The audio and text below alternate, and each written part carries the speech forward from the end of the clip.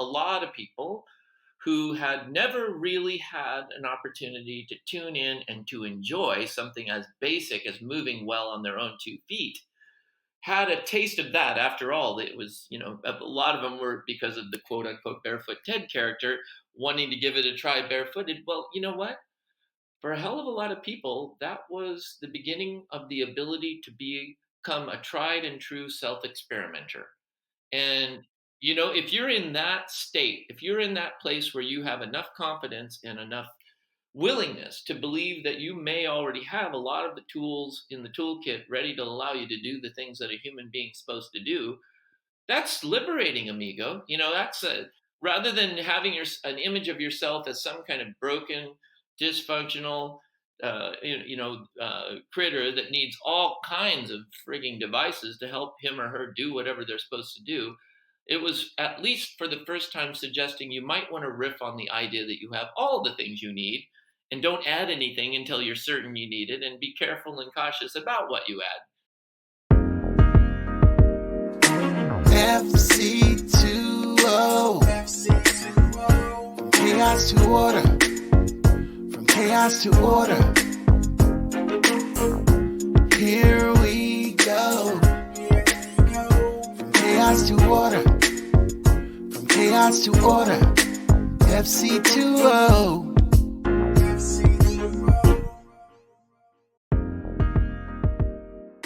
Welcome to FC2O with me, Matt Wallden, and my guest today, Barefoot Ted McDonald. It's been great to catch up with my old friend Ted, barefoot and minimalist ultra runner, founder of Lunar Sandals, and star of the best-selling book, Born to Run. Ted is no barefoot hippie. He's one of the most articulate men I've ever met, a talent which earned him both notoriety in the book Born to Run, as well as the name El Mono, the monkey, which I'm sure you'll come to appreciate as you hear his chatter in the podcast. He's also not just a barefoot runner, but a barefoot ultra runner and a very good runner too, qualifying for the Boston Marathon, where you have to run sub 3 hours 15, but Ted did it barefoot. As always, there are show notes at mattwalden.com under the podcast tab, and if you listen to the end, Ted has a special deal for FC2O listeners on his infamous high-end Lunar Sandals. A truly free and beautiful spirit, Barefoot Ted will explain in glorious technicolor why we were born to run. Hope you enjoy the show. Here we go.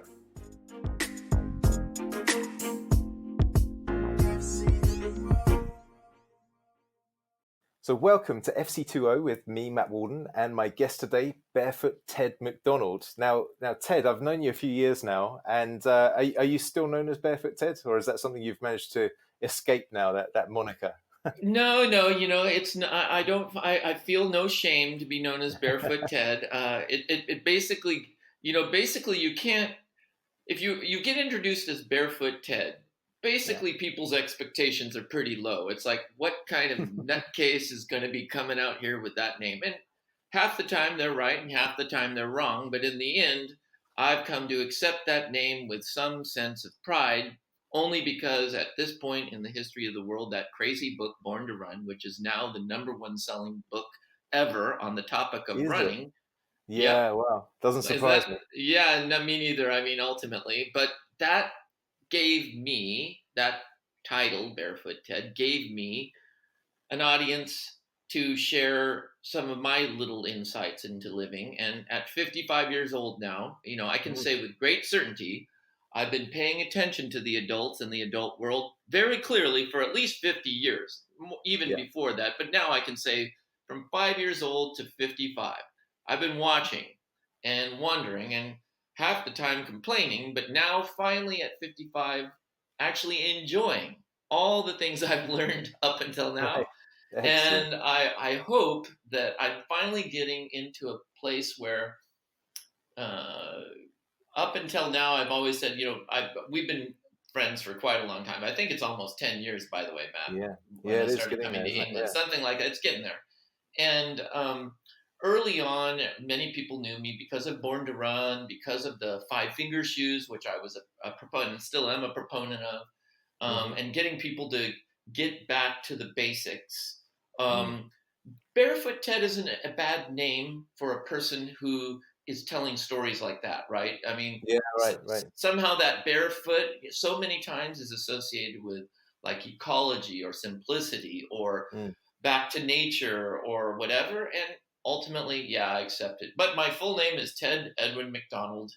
And even that's a misnomer, but we won't go into that today. Yeah, right. So as you just mentioned, you I guess you became better known through the release of the book Born to Run. And do you want to give us a very quick overview of how that all came about? You know, what was the story leading into Born to Run and how you were portrayed in that book? Yeah, that's, it turns out I just love that book. Mm. I haven't read it in a long time, but I was one of the first to be able to read it, literally, and actually wrote a review in, I think it's March 2009. Now, the book didn't come out until May 2009, but I had been given the privilege of being able to read it, and I thought, this is a great book. Yeah. I'm one of the characters in it, and it's telling the story, but I started realizing I might be, might have some bias.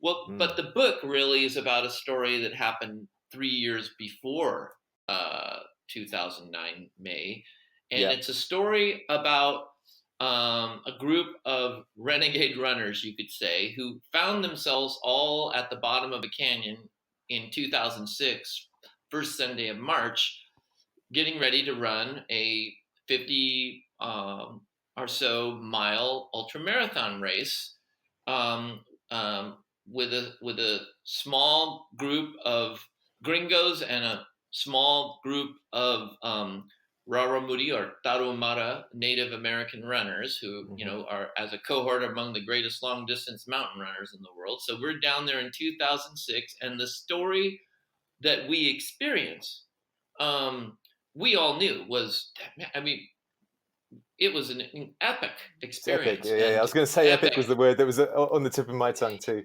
Yeah, it's, it doesn't have, and then to have it turn, because McDougall was there and able to, was, as a reporter, as a writer, wanting to tell a story, and then actually the situation, the story was as good as, we knew it was great. So I was kind of like, Mm. I knew he was going to be writing something about the event or the thing down there.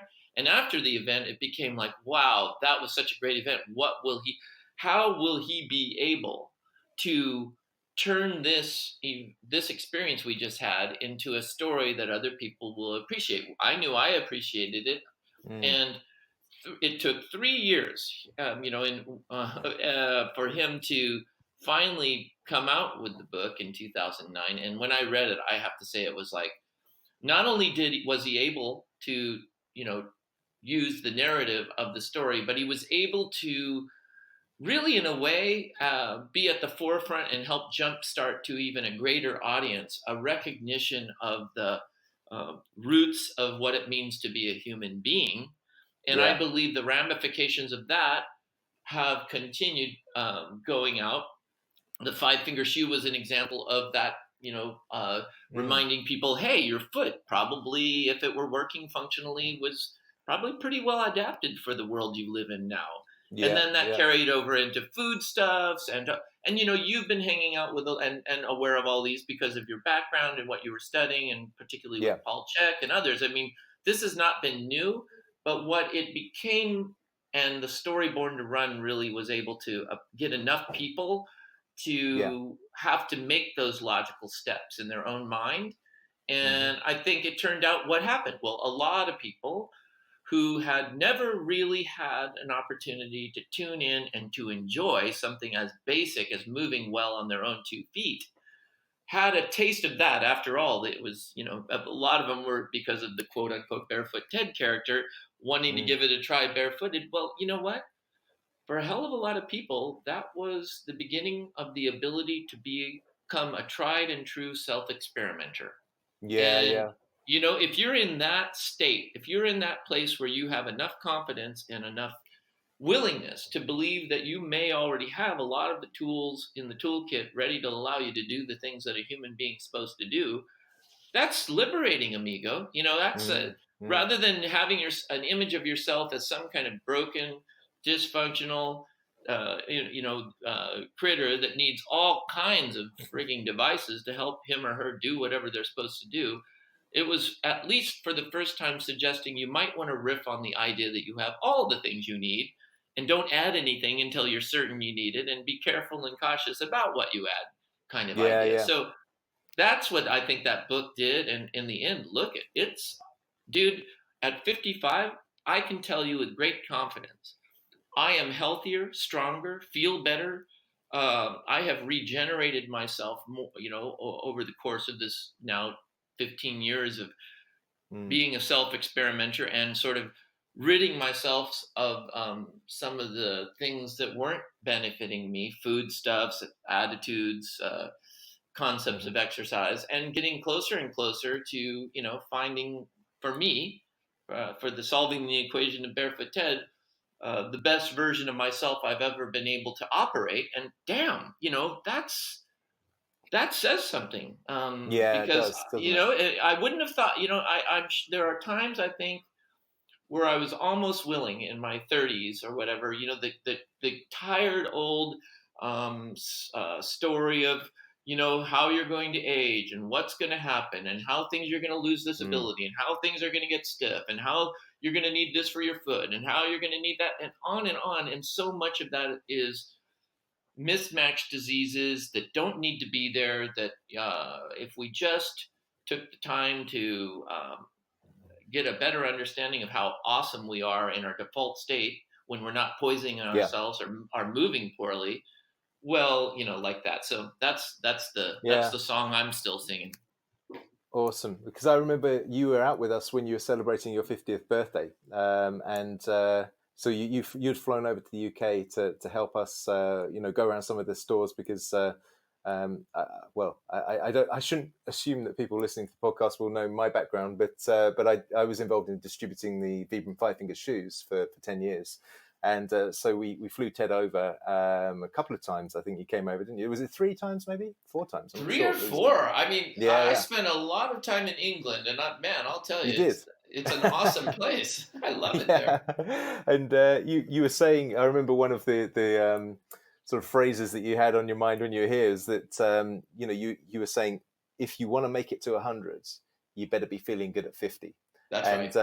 That was both referring to your pending age, but also referring to your experience with running ultra marathons. So can you so let's say 100-mile race, if you're feeling good at 50, then that's right. Yeah. I still, I'm working on that premise still to this day. Yeah, perfect. But just looping back to the book, so as you say, you went to the Copper Canyons in 2006. How did that all come about? How did you end up down in the Copper Canyons? Because it's quite a random thing, isn't it? You in this race, which as McDougall says on the front cover of his book, it's the greatest race the world has never seen. And I just think that's a brilliant strapline. It's such a at cool... the time that was true. Right now, that's no longer accurate, because the race continues. Actually, it's now known as the Caballo Blanco Ultra Marathon, and there's other events going on down there. I'll be down there in October for a stage race. There's a new 100-mile over there. It's lots of great things are happening down in the canyons. There's been some starts, and there's a great film you can see on iTunes called Run Free, the true story of Caballo Blanco, or something like that.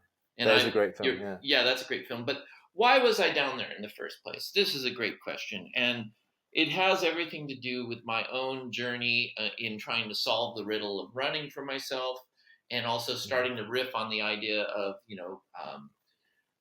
trying to imagine what I should be paying attention to if indeed, as I was starting to learn in my desire to ramp up and learn how to run a marathon, I was starting to realize, we have this skill. This is a skill set that is available to us, but it might be, and for a person like me growing up in Southern California, barefooted all the time and so forth, I was actually having, as you know, some difficulty learning how to run in the modern running shoe. Even though I had been, in my own mind, it was clear to me, based on just looking at shoes, that I'm going to need some kind of padded footwear and support and all this, because I'm bigger and yada. I have a heavier set body or bigger, whatever. Yeah, And if anyone's not seen Ted's thighs, they're quite impressively muscular. He well, doesn't so, look like an ultra runner if in your mind's eye, that's for sure. yeah, right, exactly. So in that sense, I was like thinking I'm going to need some kind of, some. And as I investigated that, I realized, that's not working. And then I Yeah. started finding out, oh, indeed, that's for other people too. That's not working, and there's reasons for that. And once I realized, oh my gosh, once I found that it was really the way you move and how your foot functions that ultimately allows you to get into the efficiency and move smoothly and run in a way that your ancestors wouldn't scoff at. You Mm. Then I started wanting to riff on the idea of what is. I realized barefoot isn't best in every situation. Go try to run 100 miles through the Rocky Mountains in under 30 hours and see how well you do it in your own bare feet. It's not going to be fun or pretty, and many other Yeah. situations too. So I began to riff on the idea: what does it look like? What's the natural selection of footwear in Mm. human culture, in human society? And that was an interesting one because when you really Yeah. start down that road, you start realizing, and it became clearer and clearer for me that through personal practice, I was pushing the limits of what's possible in pure barefoot in the mountains Mm. anywhere. And Yeah. one of the things I realized early on, like when you're barefoot in the mountains, in terrain that is, most people would assume is impractical or impossible in bare feet. It's amazing Mm. how far you can get. But Mm. once your feet start getting sensitive to this terrain and no longer Yeah. happy about it, it's amazing how little it takes to uh, help you instantaneously and quickly realize. And our ancestors, it's clear to me this would happen pretty much. It would be an early recognition. Is let's say your feet are tender and you're Yeah. walking along and you happen to step in some mud or in a cow patty, and then you step on some dry grass, and then suddenly you realize pretty quick that with some proper stepping, you can put a little barrier between you and the ground pretty Yeah. quickly and easily, and immediately understand, oh, that feels better. Right. And Right. then, Yeah. quickly realize that our ancestors, since moving over the land, let's say in this concept of what's known as the persistence hunting, Mm-hmm. connected to our evolution and our ability to move faster and move efficiently and actually hunt without even the necessity of weapons, because we basically run down an animal by overheating it, overtaxing it, and through running.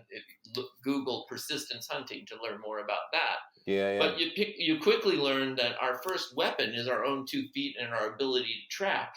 Mm-hmm. That's you had Louis Liebenberg and Yes. his book at the Barefoot Connections thing talk Conference. Yeah. Yeah. and Yeah. conference, and his book, The Art of Tracking the Origins of Science, will get you your mind tripping out on, wow, yeah, indeed, we were and still are an incredibly complex hunter, a Mm. tracking hardware creature, and you add sandals to that equation, and certainly, it's an early skill and an early tool to help improve our range without changing our form, basically. Mm. And So I what's got, the yeah. sorry, I was going to say, what's been your investigations into the earliest footwear that's known from an archaeological perspective? Because I think I saw Well, about 40,000 years, but have you seen any other numbers? no, on that in that case, my in this particular case, I just speculate based on feeling. I don't Mm. know what the actual anthropological. I mean, Yeah. people are constantly trying to narrow that down. I mean, but look, every time the Iceman's a great one of like, look at his like incredible boots that he had, Mm. which had several kinds of skin and were like Right. put together so well. I mean, having good footwear radically extended terrain of human beings, and the simple sandals so easy to Yeah. imagine. It's certainly. In other words, I'm even saying it predates even making it. You know what I mean? Yeah. You would Yeah. just Yeah. Sure. quickly learn. When you really get out there in a place where you have no footwear, and you Mm. find out how easy it is to kind of get to improve the feeling by just doing some of the things I just suggested. So I just Yeah. play around with that. Yeah, yeah. Anthropologically, though, I'm sure, one of the reasons they say it's the oldest stuff is going to be difficult to find, although, heck, I guess they'll eventually be able to find some maybe prints on Mm. that got on clay or something. Mm-hmm. But the footwear they would have been early making would have been, pretty either through cordage or vegetable matter that Right. just didn't last. But there are very Yeah. old ones, like you just said. They're in a cave here in Oregon. I think they found stuff as old as you just described, and Right. I, Right. I, I pay attention to all that stuff. But in the end, I'm really just riffing on the idea of what it feels like to just get your body out and move in Yeah. Yeah. real nature and see what you might figure out, because Right. it doesn't take long for a creature like us with our intuition and our skills to make things, to figure out how to solve the problem of making sure our feet feel better than the other guy that we're chasing. Yeah, yeah. Because one of the things that I picked up was that the archaeological evidence for shoes dates back to about 40,000 years, which of course it could well go far beyond that, as you say. But one of the interesting things, and I think this ties in with the whole sort of barefoot movement, is that when you look at the migrations out of Africa, what you see is that the migrations out of Africa seem to occur around 65 million years ago, and they went mainly through sort of Lower Asia and then down towards the what's it called, the Polynesian islands, and then on towards Australia, etc. And it wasn't until about 40,000 years ago that you start to see migrations into Europe and up into Russia, towards Siberia. And I just thought, well, that's really fascinating that those two things seem to correlate. So was it the invention of the shoe that allowed people to go into Europe, Northern Europe and Siberia? Or was it the fact they moved into Northern Europe, perhaps during the summertime, and then it got cold, and the cold necessitated the invention of a shoe?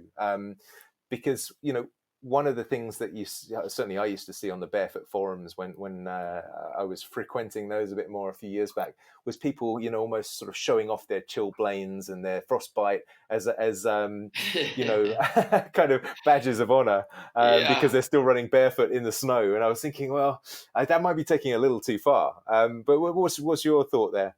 Yeah, well, back to, we're still in the process of answering the question, why am I down in the canyons in 2006? That's true. It's all connected to this. It's all connected to this. So yeah. I want your listeners to know that we are going to answer that. But, Good. one of the things I would say is it would quickly become, to any group of humans living in the way past, and when we get a time travel machine, we can go verify all of this. Yeah. Would be the importance of, you have this extraordinarily vulnerable piece of equipment that also is your lifesaver and your food ticket.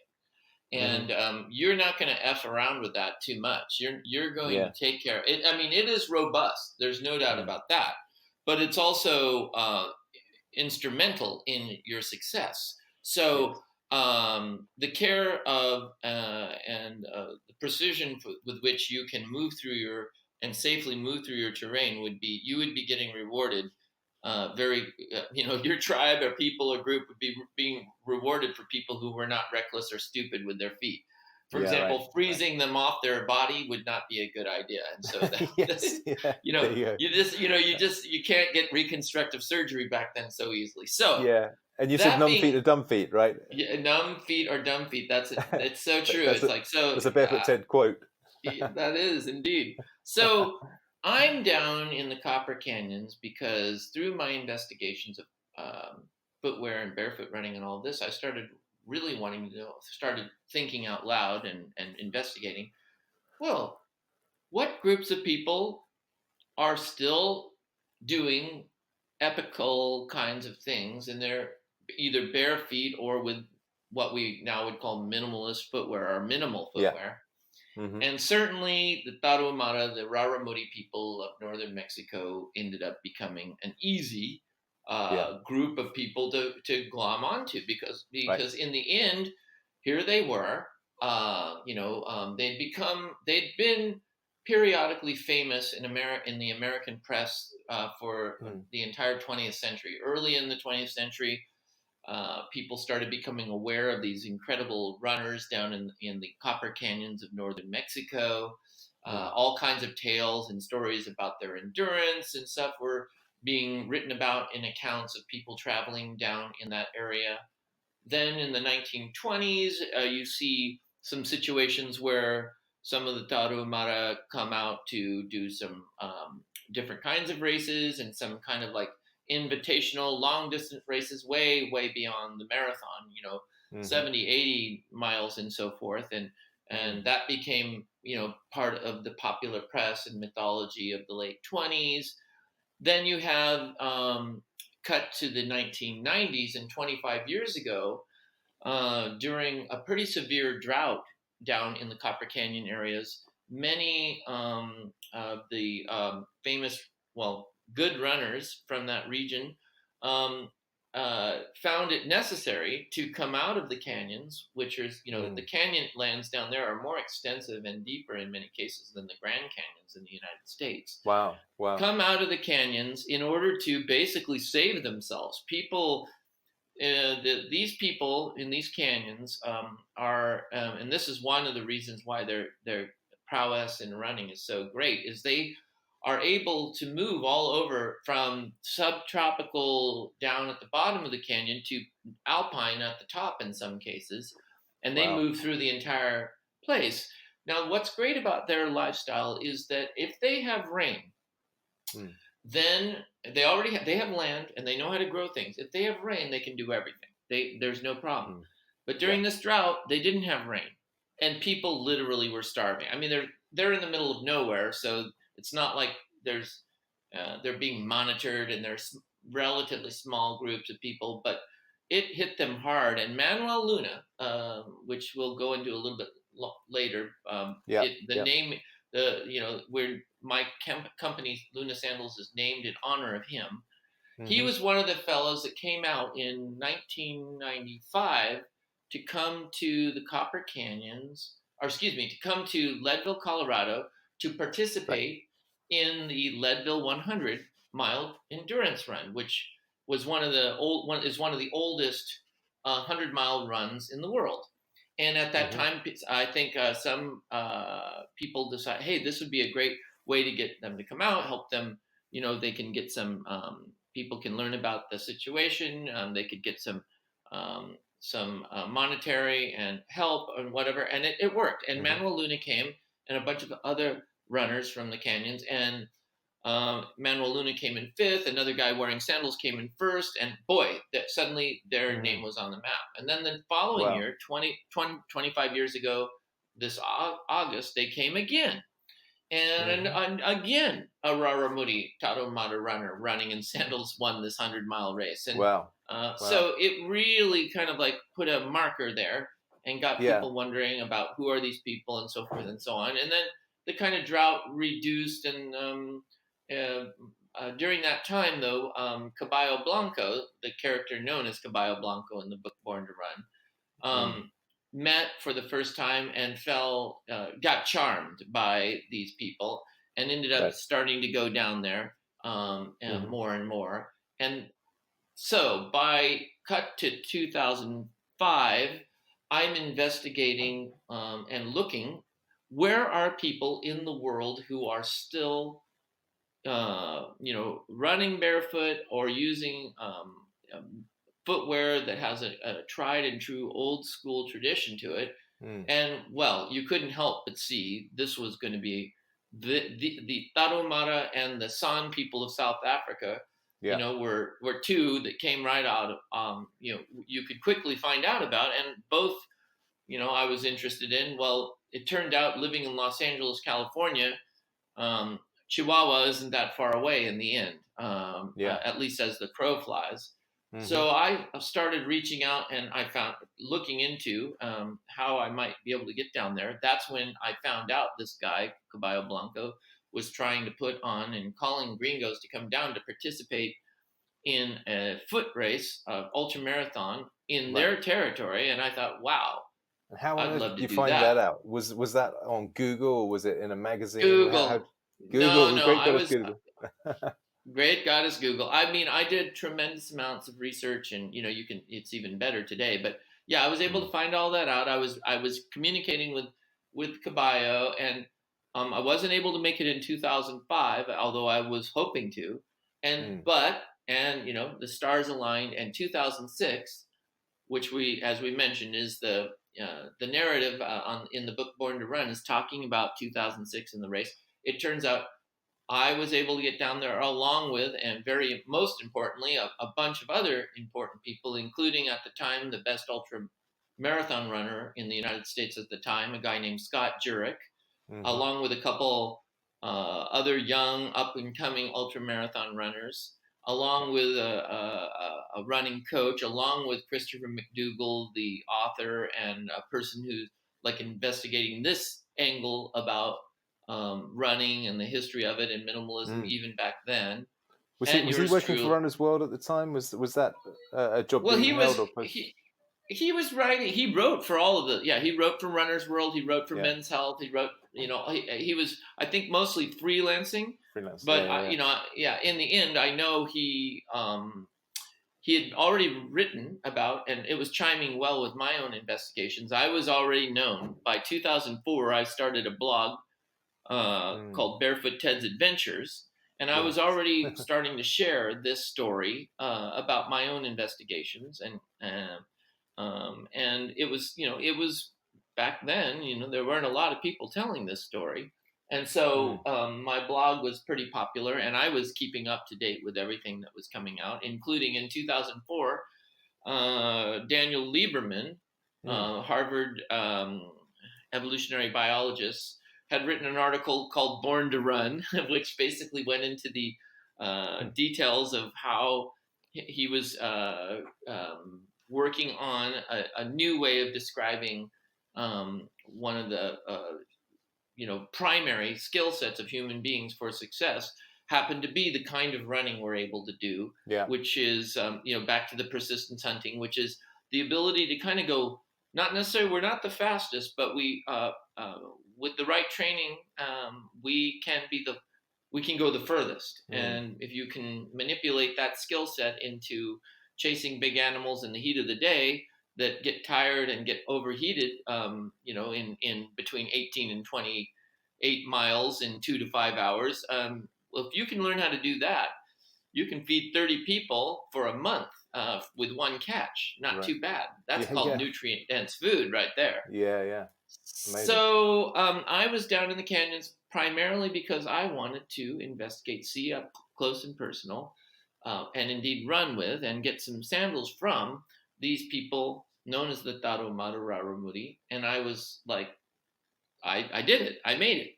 And that became an investigation that turned into an avocation, which turned into a vocation. I mean, I became a sandal maker.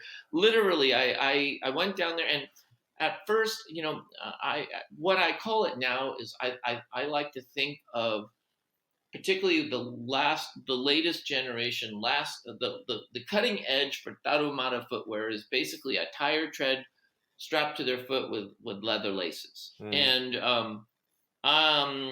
at my investigations at the time, I was thinking, oh, these poor guys, they need something different than this. But I came over time to realize if you can, some sandals that look rather thick and dense and rigid, not really the flexible sort of ideal concept of a perfect minimalist shoe, which would be just like adding fatty pads to the bottom of your feet so you could just go over anything without too much sensitivity, but still feeling the pressure of landing and all the rest. What I started seeing in sandals, and now I kind of describe it, as like portable ground.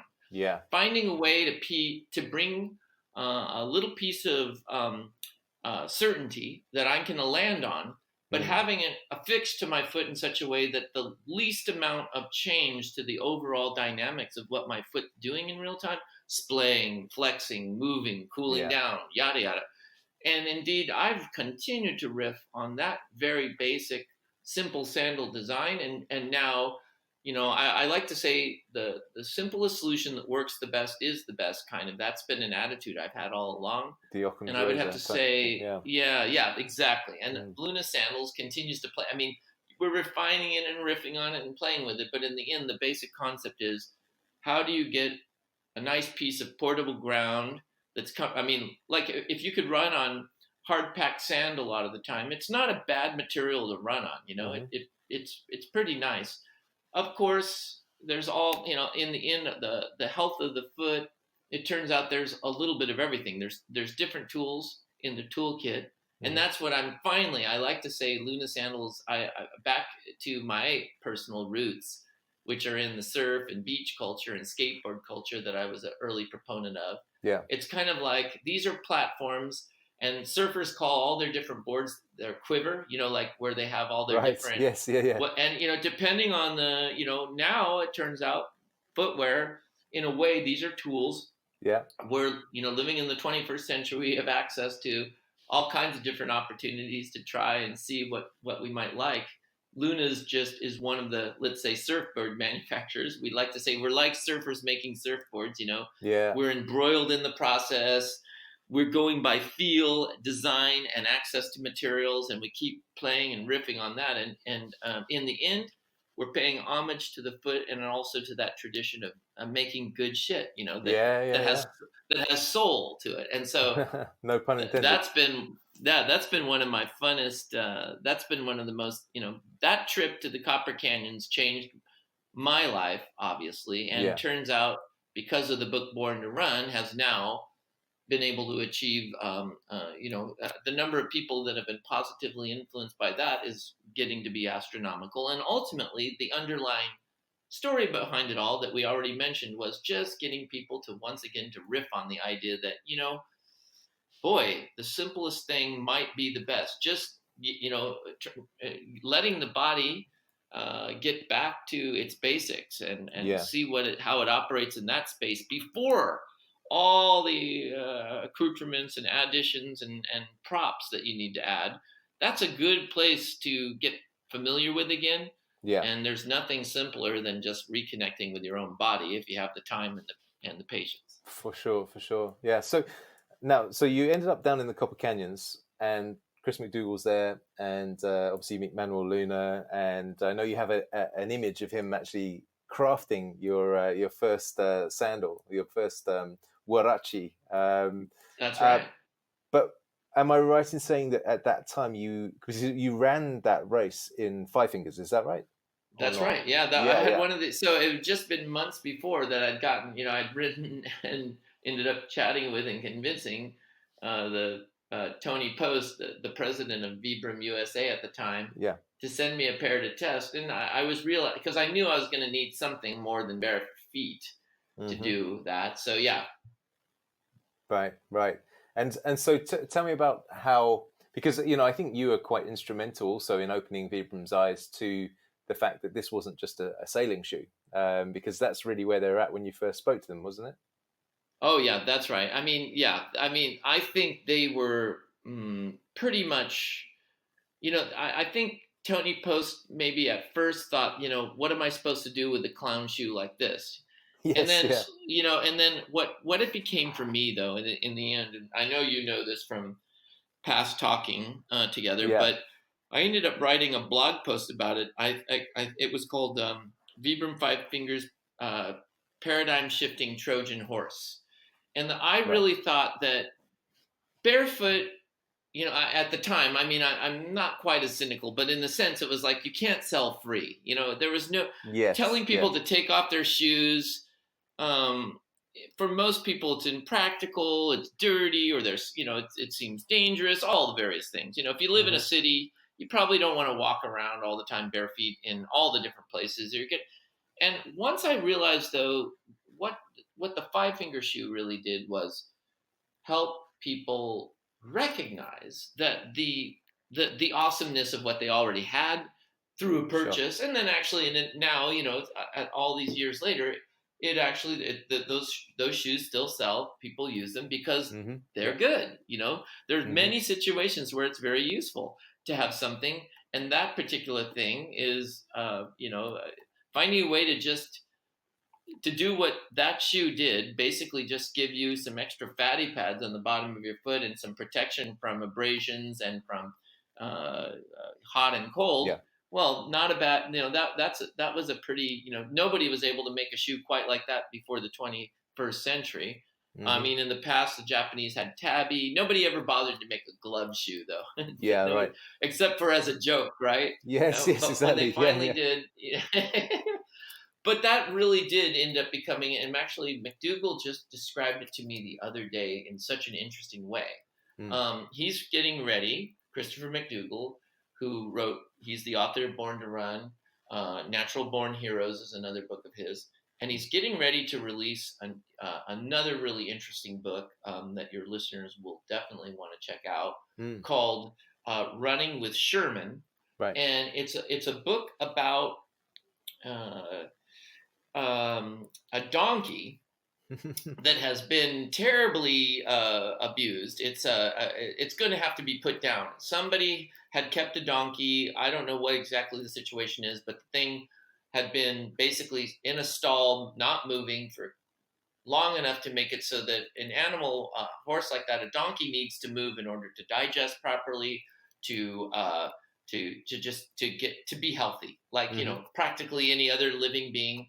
In this particular case, this animal was so bad off, had gotten so out of condition that it was going to have to be put down. And somehow McDougall has a little farm out in Amish country in Pennsylvania, in the eastern side of the United States, and he had some room, and he was kind of already started dabbling in doing some little farming, and just he had some space, and he thought, I'm gonna see what I can do with this guy. And I know the story, but I haven't. The book is not out yet, but I know the underlying this is a sneak story. Sneak preview. And basically, it's a preview of all of us. It's almost like Born to Run in a story in my mind. Basically, this animal's going to die because it's not been taking care of itself. It's not been taken care of. But somehow, by getting this creature to get back to doing the things it was designed to do, move, eat the right foods, and so forth, he used a race that happens in Colorado, where it's the state sport of Colorado, which is burro racing. Right. He and the burro, that's another name for a donkey, started training. And long story short, it all worked out. Wow. By getting back to its basics. And I think Born to Run was like that for us, for a lot of us, just like realizing, getting back to what was I, how did I get this body? What does it like to do? What does it like to eat? And if I let it do what it likes to do and let it eat what it likes to eat or what's good for it, what happens?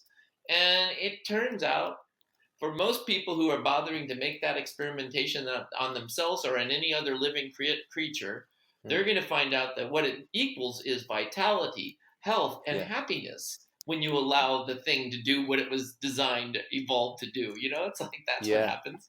I like telling that story, and I like encouraging anybody every time, always, to get on board with the concept of getting into a regenerative state of mind, starting to realize that there are steps you can take right now in your life that are not radical, in the sense of, it's not like you necessarily need to buy another thing, or it's more about what you should stop eating and start doing.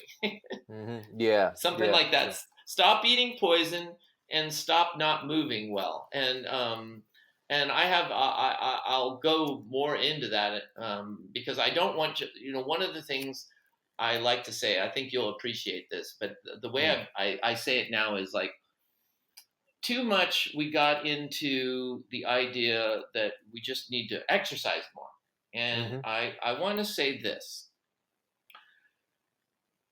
Imagine your body is like a brand new Mercedes-Benz, it drives up, it's all beautiful and everything. Now, if you start putting bad fuel in that car, and let's say it's not tuned up, and you got bad fuel, so it's not tuned up, it's not moving the right way. and it's got poor fuel in it. Running it Yeah. harder and more is not going to make it better. Yeah. Yeah. So people, just exercising to keep yourself fit, if you're fighting bad fuel and bad tuning, you got to Yeah. get the fuel and the tuning right too. You For don't sure. just do more. Yeah. You make sure that you've got the fuel and the tuning right. And so the book Born to Run really launched a lot of people wanting to do more and more. So ultra marathons and farther and more and more. And in the end, I really wanted. I started realizing there's kind of almost, you can get imbalanced on either end of this. You can either move not enough, or you can move too much and be doing it in a way that's not building you up and making you stronger and healthier. So finding Yeah. that middle path that is taking in, because in the end, in that 55, this is what I want to tell people. In the end, find a way to move and eat and live that is palpably, by virtue of how you feel, the better way to go. There's no magical number. There's no magical. It's all about learning how to get into that zone where it's clear you're becoming more vital, you're becoming stronger, and you're feeling better. Those all need to go together. And it's going to be because you're fueling better and you're moving more like a human being, and not just doing reps of something that's poorly done just for the sake of burning calories. I mean, that old style of thinking may have short-term benefits of some kind or another, but it's not the way to solve the long-term equation, which is health and vitality and happiness, right? So that's just And I something I always want to think say about it's that. yeah, no, that's great. That's really good. I always think it's a little bit of a concern as well when you think a lot of people will say, "Oh, I'm going to go for a workout, or I'm going to go for a run so I can have this big meal, or because I've eaten badly today, or whatever it is."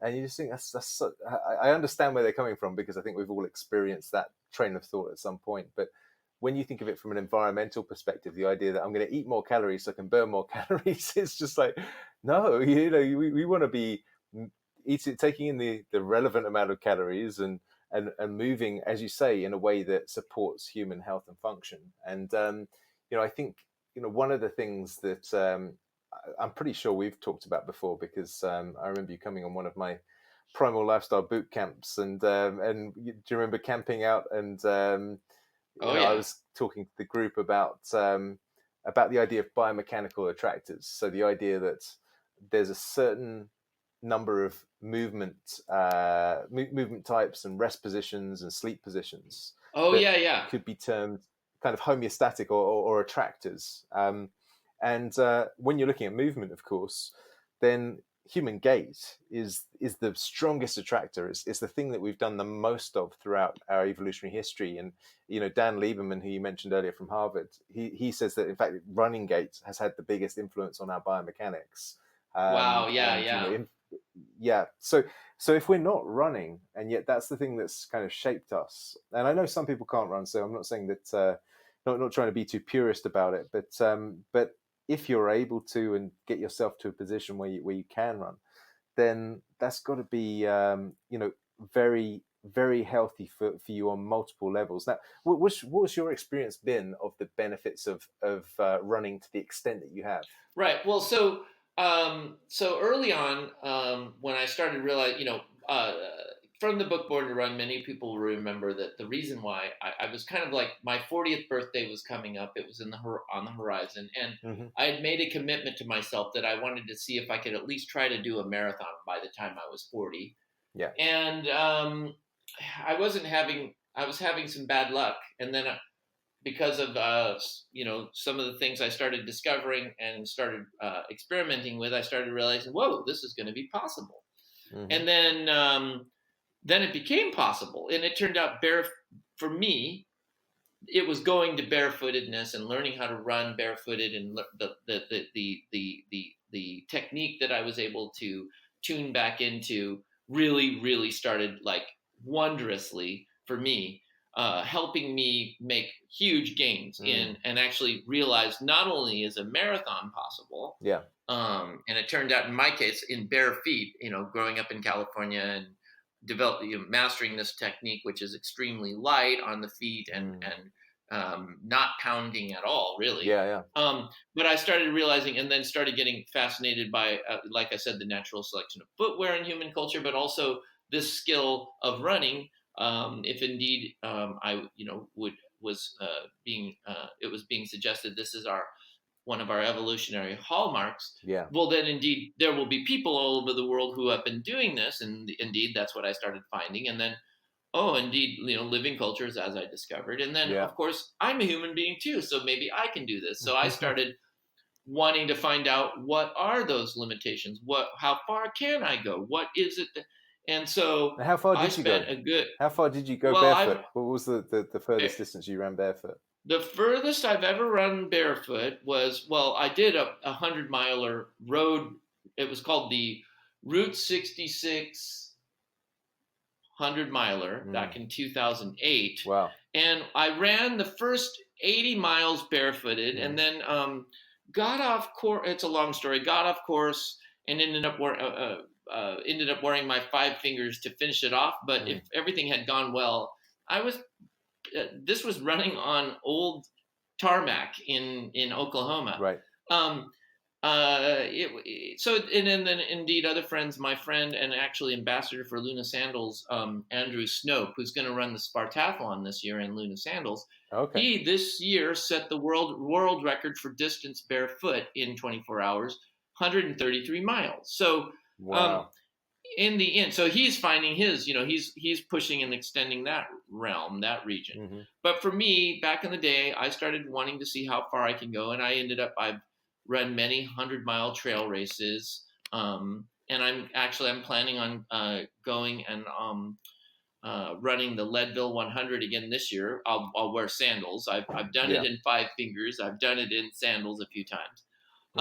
Wow! But I just got interested in that longer distance. Yeah. I was going to say, tell us what I know. The Leadville obviously is Leadville 100 is 100 miles, but just let people understand a bit more about the kind of terrain. Right. Well, so, one of the difficult things about the Leadville is not only is it a 100-mile foot race, that's, already tough enough, but the whole race is above 3,000 meters and goes up to, I think, almost 4,000 meters at one point. You have to cross over a couple times. So it's in the Rockies of Colorado. It's definitely challenging. It's challenging enough. But it's particularly challenging for people coming from sea level. Yeah. Because you have the other disadvantage of having not as much oxygen. Yeah. So it became a good test, and in the end, I ended up being able to achieve way beyond what I had really expected, and was even seeking really. But I just couldn't help but want to see where the edge of the possibility for me was, and it was a fascinating journey. In the end, what I gained from it, though, was, obviously some discipline to stay at it and be able to keep going and stay injury-free and all of that. Yeah. But in the end, what I started really recognizing was trying to use running, movement, and the things that I do in my daily life, primarily I didn't want to get too focused on performance. For a lot of different reasons. I see that I think there's something incredible about learning how to develop yourself to reach a goal, whatever it is. And I think there's something really special about people who do perform and are wanting to continuously improve and get better and all that. But in the end, my whole thing about running came about by really just wanting to be fit, healthy, and happy, and find a way to it was, all together, it was finding ways to help me be more vital, be healthier and happier, fitter. Yeah. And once I found that, then it's more now these days finding ways to have to be moving and every day I try to find. I'm always doing little things throughout the day that I'm always thinking about. I'm trying to. I've made it so that my fitness comes by just basically being, Yeah. how I live my daily life. I don't have any really rigid schedules or time, but I do, I live in Santa Barbara, California. So I am very blessed with great weather, and, right outside my door, I have all kinds of activities that I can do. Yeah. And by just moving well throughout the day, throughout the week, and making sure I'm not spending a lot of time not moving well, i.e. sitting poorly or holding myself poorly or whatever. Yeah. All of those things over the course of, 15 years, I can say with great confidence, I've never felt healthier and happier and stronger and more vital than I do now at 55. And I'm starting to think, and I haven't really tried, of course I'm doing stuff, but I'm not methodically doing anything. I'm not really trying to reach any particular thing at this time. Yeah. But I'm starting to realize I'm kind of curious. It's like, wow, because I've gotten over through self-experimentation, gotten certain things out of my diet. I've eaten certain ways. I live in, I voted with my body and got to somewhere where I feel good to be outside and so forth. I'm kind of curious. Wow, is it possible to just keep feeling better and better and stronger? How long can you do that? I'm kind of riffing on that idea. Fantastic. And, so what the hell? I mean, I'm stunned about the regenerative capacity of human beings when they're fueling themselves well, when they're moving well, when they're not, and when they're not moving poorly all the time. It's remarkable. I have to say, it's a remarkable capacity that I think if you can get it reignited, it becomes its own reward, and it's easy to avoid doing the things that don't feel well more and more. We always make mistakes and have our setbacks and whatnot. But once the body and the mind starts feeling better, and you start recognizing it's because you didn't do X or you did do Y, the wisdom of age is that you'll spend more time doing the better things and less time doing the not so good. Yeah, for sure. And the reward is feeling better.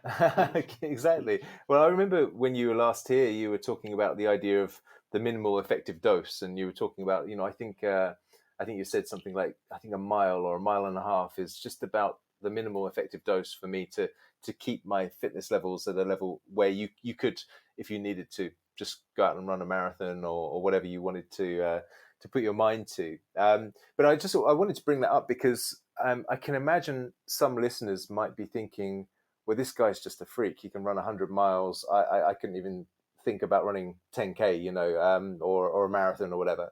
But obviously you've built up to that, but also you don't do that the whole time. It's not, like you say, it's not a sort of regimen that you go out training X tens of miles per week. It's you do live quite an accessible lifestyle, don't you, that other people could access as well?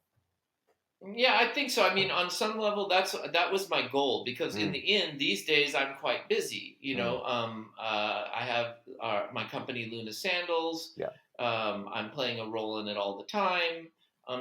But I'm also trying to. The other thing because of the modern tools that we have, and whenever it's possible, being able to have time to, all throughout the day. I want, whenever possible, people to, and in this case myself, find ways to get nice movement patterns throughout the day, so that if you have a standing desk, or you can do some stretching, or you can go for a walk, or you can get out in the seat, breathe some fresh air, or you can do, just constantly. And so, like, being very aware of how you're sitting, how you're moving, and get used to doing that better, because we're doing that all the time.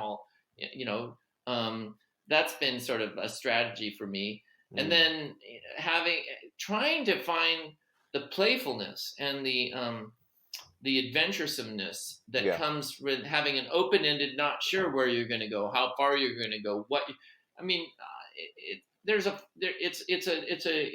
not like a rigid line, but I'm always like playing around with that aspect of it, because I guess my personality just rejects too much of a rigidity. I've always been, this is, it's just, this comes down to personality. Some people will have all, some people have a very regimented, and that works great for them. I'm just letting you know, rigidity in and of itself isn't what's necessary. What's necessary is that you're getting a little bit of something every single day, rather than having to just moving well all through the day. It's not just like once a week or at the gym or whatever. It's everywhere all the time.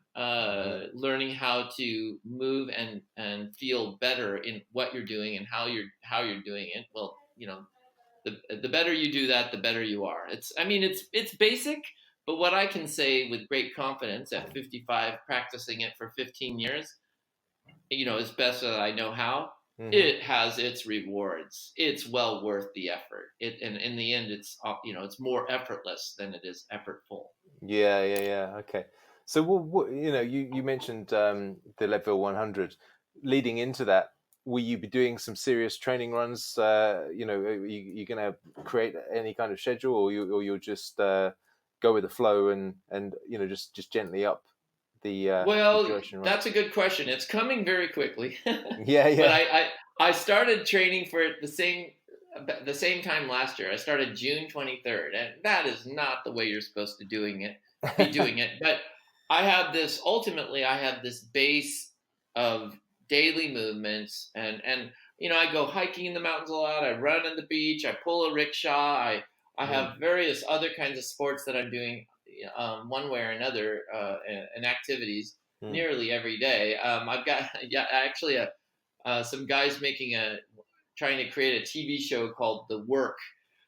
Came out and filmed me 3 weeks ago. What's my exercise routine, right? And I'm like thinking, well, shit, I don't really have that, but I figure, okay, I'm going to show them so I have a couple rickshaws, 1920s, those things that the guys would pull. Yeah. And I find it to be just a remarkably excellent and fun little tool to pull and to push and to play with, and with. And would you have people in them or not?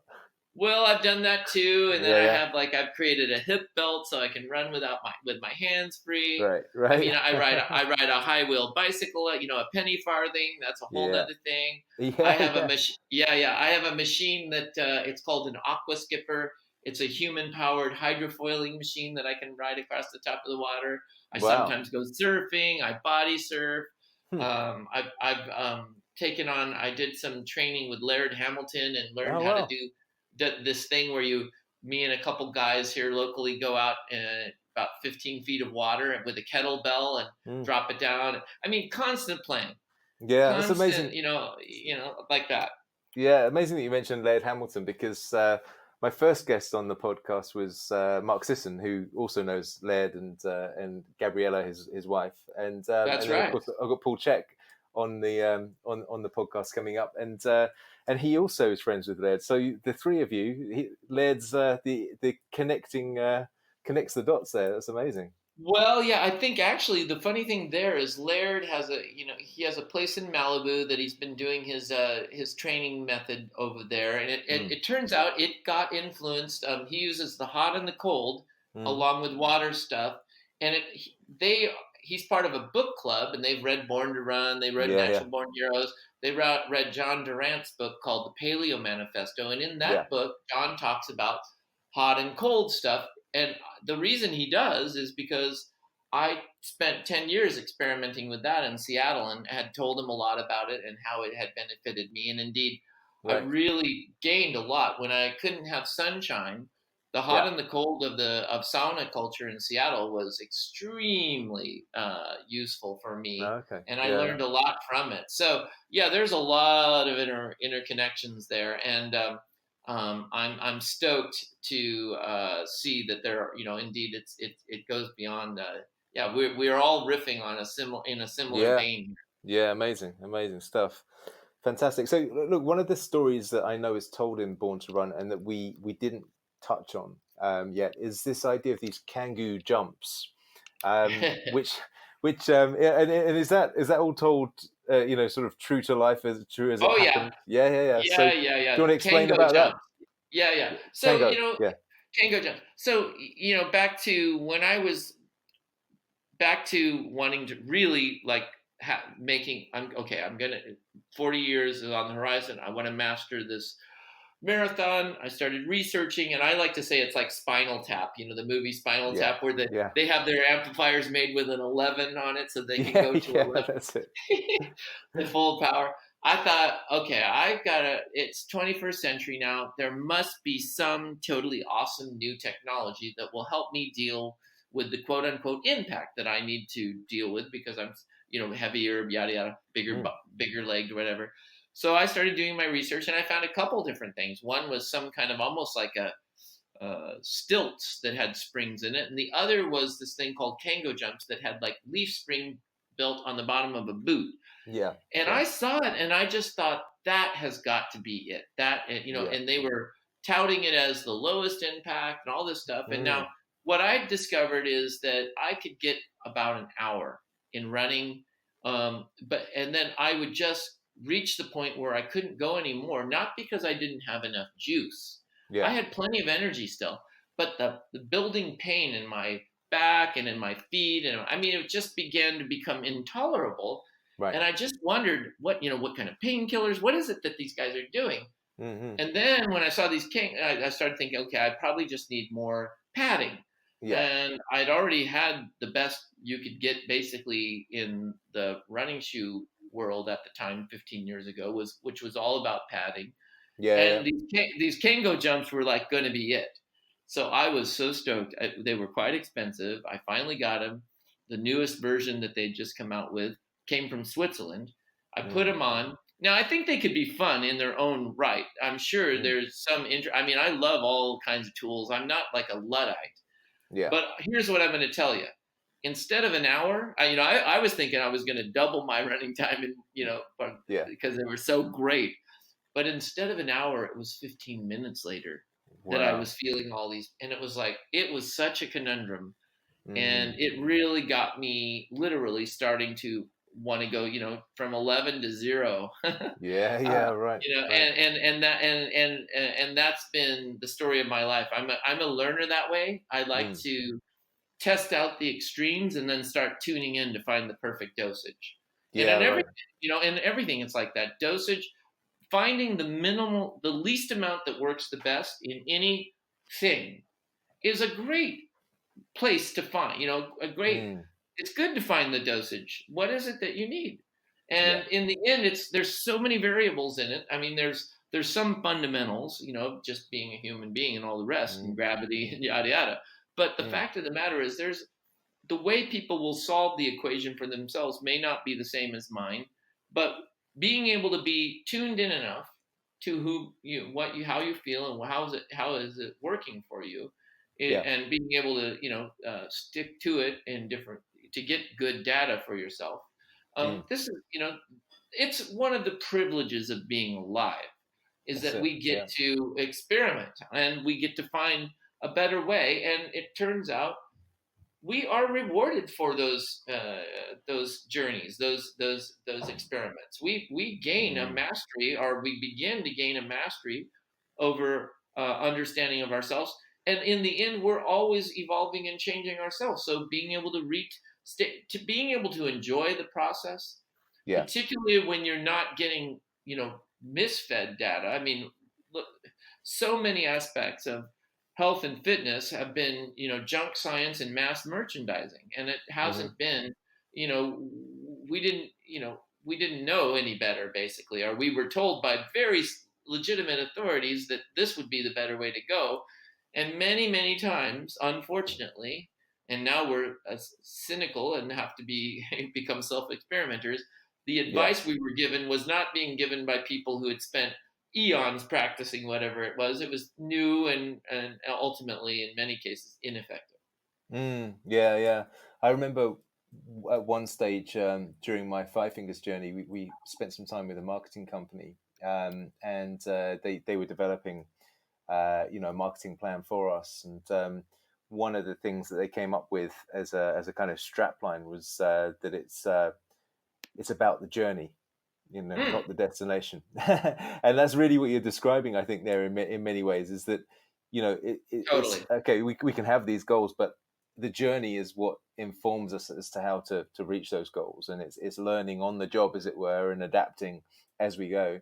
I thought that was actually a perfect kind of way of describing the whole journey into barefooting or minimalism, or really any endeavor. That was great. Now, obviously, the can go jumps, they are quite spring-like in their mechanism, but one of the trends that seems to have emerged after the minimalist trend peaked was maximalism. And I obviously was aware of this because of my involvement with the Vibram Five Fingers. It was like the pendulum was swung from one extreme to the other, but I haven't really kept track of it in any great detail. What's your impression of where maximalism is at the moment? Because just to clarify again for listeners that aren't familiar with this, these are shoes that are ultra thick, so they're much thicker cushion shoes than standard running shoes. But the thing that they have taken from the sort of new understanding of barefoot running is the idea that there's no drop on the shoe from the heel to the forefoot. So they're trying to keep this very flat, midsole underneath the foot, but provide a lot of cushioning. Now, have you experienced that at all yourself, Ted, or well, no, I haven't experienced myself in the sense of any of the. I mean, dude, I'm Barefoot Ted, right? I hardly, I have experimented with footwear in the sense of we created some tabby booties. I'm fascinated by, and I am fast. I mean, I'm sure if I can ever get caught up with all the other, projects that I have include, we have been experimenting with what kind of shoe would Barefoot Ted make, and the joke was we called it the taboo for the tabby shoe we made. It's like Barefoot Ted a shoe? Certainly that's taboo. So TABU. That's brilliant. And I'll be working on that. But ultimately, look, I love the idea that, we're all experimenters, and what works for somebody, one person may not work for another.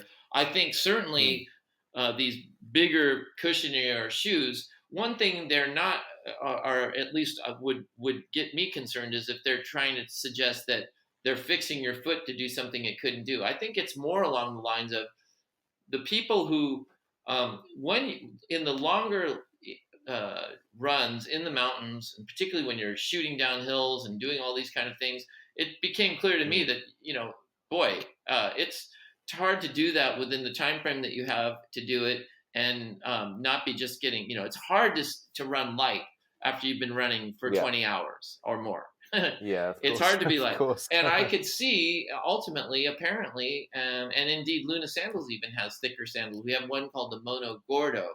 And I just started recognizing, oh, okay, this is kind of a piece of portable ground. And for some of these people who are trying to push, run faster, and which in some cases would be rather unnatural, you probably wouldn't want to bomb down hills at high speed. It seems a little bit reckless and absurd. But look, if it works and people like it, what's going to, it's helping them get these races done, I think.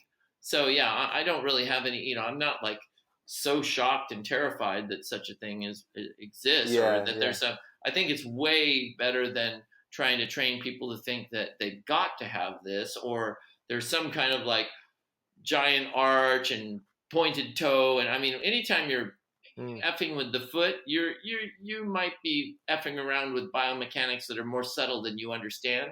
And that's why I like ultimately footwear. If your real goal is just to have a healthy, happy foot, letting it move and breathe and splay and flex and feel is probably a good way. If you have some other goal or thing, who knows what you're going to do. Look, man, I can't tolerate rock climbing shoes. They're just too. It's just it's just too much. Or even for that matter, I think part of the Kango jumps thing was they're also in kind of almost like a ski boot. And I can't. Right. When you have a healthy foot, when my foot's healthy and it, let's say it's pretty damn. I don't carry pain or. My foot is not suffering. It doesn't have like a background suffering that it's already just gotten used to. it Yeah, yeah, it yeah. recognizes when it's not feeling good anymore, and it's Sure. classic whenever native peoples, when they've had to conform to the conventions of society at first, wearing the shoe is always a god awful experience for these people. It's like, how can you Yeah. do this? And then Well, you that's can kind of get used to it and so forth. that's why Nike made the Nike Rifts, isn't it? Or Rifts, I should say, because it's named after the Rift Valley where many of their elite athletes are signed up from, and those many of those athletes had grown up barefoot, so to put them into a pair of Nike running shoes was uncomfortable. So they separated the big toe to make it more comfortable for their sponsored athletes, and then it became a kind of trendy thing for a while. And I don't think people understood that there was a biomechanical background to that. But you know, one of the things that I was going to mention with regards to the maximalist shoes is that I saw a study by Irene Davis, who I think you're aware of, but she's one of Yep, the yep, leading researchers in this kind of field of running mechanics and yep. barefoot running mechanics and so on. And she was assessing people running barefoot, running in a standard running shoe, and then running in a maximalist shoe. And she was using accelerometers to measure the impact. And what she found was that they had the least impact when they were barefoot, the second highest when they're in running shoe, and the highest in the maximalist shoe. And in fact, it went so high that it went beyond what the the accelerometer could measure. Woo! Kind of broke the system. And I was actually explaining this on a conversation I had with Mark Sisson for his podcast. And you know, the thing is that if the nervous system can't feel where you're at in space, because the whole function of the nervous system is to provide information as to where the body's at in space, so that you can move effectively through your environment. And if you can't feel that, well, then you're going to hit the ground harder until you can feel the firmness and the stability of the ground underneath your feet. So Exactly. so yeah, it's kind of an amusing study. But the other thing that you just said a moment ago, you're talking about the allowing the foot to do what it's evolved to do, to splay and to twist and to accept load and to recoil and all of these good things that happen when you're running or moving in a relatively natural way, let's say. This sort of ties into back to the Born to Run story, but also to my experience with the distribution of the five fingers. It was that we got a phone call one time from a guy who was a podiatrist, and he'd been in the podiatry profession for 25 years, and he'd done his basic training. He'd gone on and done a master's degree, and he got involved in orthotics manufacturing as an advisor. And eventually, he got to the point where he felt like he could produce the orthotics better himself, so he set up his own orthotics company. And then he read Born to Run, and and it just completely shattered his entire paradigm. Yeah.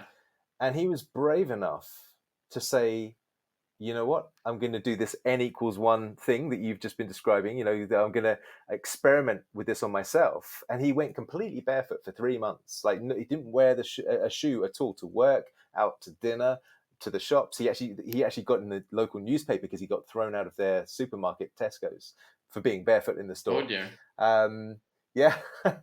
Anyway, so and he transformed his entire practice, and of course now calls himself the Barefoot Podiatrist. And he says that from he said in his experience in podiatry is that most podiatrists would agree that probably around 80-85% of people would benefit from an orthotic, and he was totally of that opinion until he read the book Born to Run.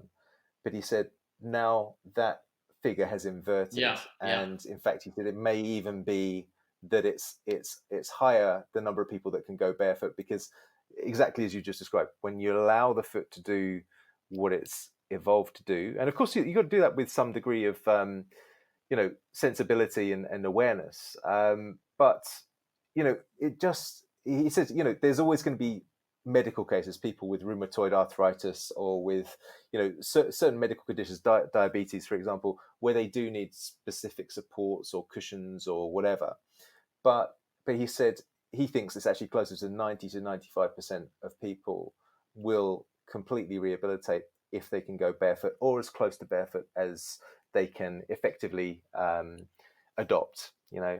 So I just thought that was a fascinating story, and sort of very very brave man to do that, because of course he's come under under some fire, but really fascinating example of there being simple solutions to what would appear to be very Oh yeah, complex absolutely. problems. And matter of fact, I carries Yeah. over into back to the Kango jumps. How and so Mm, much footwear has been about how it's going to help you return more energy and this and that, and mm, and the concept of springs and all of this, and all of those are interesting and in some sense true in the sense that that would be great if you could spring yourself. And it turns out that's mm. indeed what we are. I love getting Yes. people. Yes. In other words, if you get somebody in their bare feet on a hard surface and you ask Mm, them to pretend like they're jump roping, but before they start, mm. you're going to tell them, "I want you to jump rope and land on your heels, and I want you to have us do it slowly. Jump up, land, jump Yeah. up, Yeah. land, and then Yeah. let them feel that the jarring and the amount of energy, and then ask them to jump rope now as if they can. I realize not everybody can do this. This was something else that I just only recently learned. But if you learn how to jump rope more, let's say 4 foot focus, and you get into Hmm. that right rhythm, you're loading another. You Yeah. become the friggin' spring. If your heel's not out in front Mm, of you and you're not landing on it, and you mm. instead are getting your landing is coming closer and closer to your center of gravity, more and more towards your midfoot, such that you load your foot, your arch, your leg, your lower leg, and you become the spring. My God, that in and of itself is when you taste that, and when you can Mm. reduplicate that, you can't easily ever go back to running like a clod. You've got to run with some finesse, Yeah. and it's Yeah. riffing on that feeling. And that's the other thing I started putting into my own practice, and the reason why I keep telling people to learn how to feel, pay attention to how they're, over time, how they're feeling, is because when you're moving well, Mm. particularly running, it's perfectly clear. You Yeah. get into a state where you're being rewarded. And indeed, it goes so far as to being rewarded the runner's high, which is Mm. and now another science. It's Daniel Lieberman told me about it back in the day. He said 2011 we were giving a talk before the New York marathon. He's out. You got to Google Yeah. endocannabinoid. I'm like, what? He said Right. endocannabinoid, Right. endogenously created Yeah. cannabinoids. That is Right. a researcher friend of his was researching endorphins, endogenously created morphine, is more about reducing pain and inflammation, whereas the euphoria, Mm. this researcher was saying that molecule is too big to get to the place that's causing the euphoria. What the hell's going on? Well, now if you go and Right. study Right. endogenously created cannabinoids, endocannabinoids, they're connected to these kind of steady state flow states that are really about Mm. smoothness, and it's not the fight or flight. It's not. It's about, and that euphoria that comes through the smoothness of flow movements, which I recognize in many of the things that I do. That's actually what I'm seeking when I run, when I move. I want to get into that flow state. I want to be Yeah. Yeah. feeling that euphoria, and that euphoria is tuning into a feeling of I don't know, that perfect balance between contact and non-contact, so that when you're, Sure. yeah, and it's an absolute, it's amazing that we literally have an evolutionary tool to help us stay in that state more, or to pay attention to that state by getting rewarded with Yeah. euphoria. How's that sound?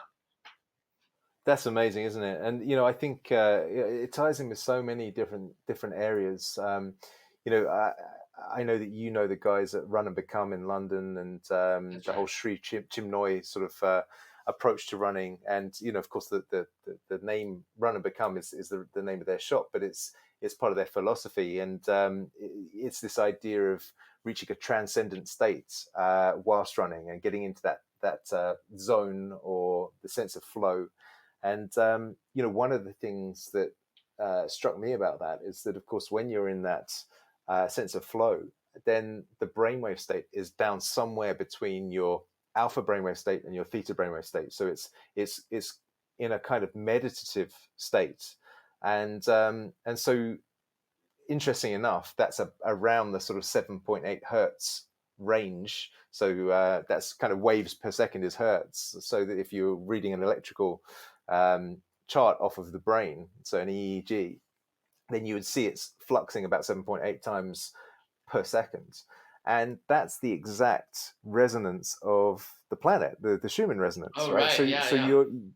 you're kind of becoming resonant with the planet's very rhythm as you're running, um, and you experience these transcendence sort of sensations and experiences, and you go into the state of flow. But do you remember, Ted, when Louis Liebenberg was presenting at the Barefoot Connections conference? He was talking about how, because he was obviously talking about this persistence hunt and how, you know, you're chasing after this animal, and you have to get into the rhythm of the animal and That's right. feel where the animal will go, because you're going to lose sight of it. And so, of course, yes, you're going to track, but sometimes that's not easy. You can't find tracks on the ground, and you have to feel whether the animal's fatiguing. You have to sense which way it may have gone.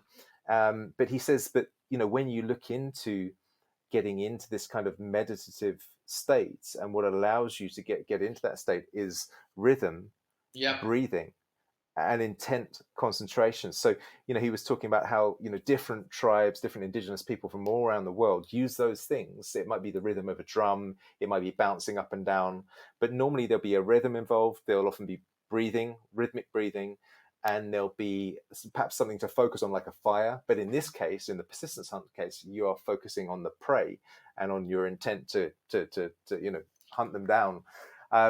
But those three things are what take, you know, help to drive you into that state of I guess some people would say more of a transcendent state, but a state of kind of connection with everything, Yes, yes, yes, including yes. the prey, you know. Absolutely. Yep. So I imagine you've experienced that flow state a few times in your running Well, career. let me just put it this way. It's so important to me that I actually, Yeah. if I were to write a book, it would Mm. be something along the lines of learn how to be in that state always, in everything you do. Yeah. And the Mm. more you can be there, you become the most productive, happy, satisfied, valuable person to yourself that you'll ever be and anyone else around you. It really Mm. is. It's that state where all the good stuff happens, actually. Yeah. And the more we can stay there, and so I'm literally building on, it's a philosophy of that being the marker of validating the space that you're in. And what it turns out for me is the most productive, interesting experiences of my entire life are in that state, whether they're in business, my relationships, my all the various things that I might do. I'm using that as a barometer of determining whether I'm on the right path. So Sure. it's become literally a philosophy of living with its roots literally in the movement patterns that are as fundamental to our species as you can get, right? Yeah, Makes for sense, sure. right? And It all in does. all, it's like that's and it's like our modern life, so many of the benefits of modernity have also come at the cost of getting out of that rhythm, but it's not because we're not able to get back in it. That's the beautiful thing about tuning something.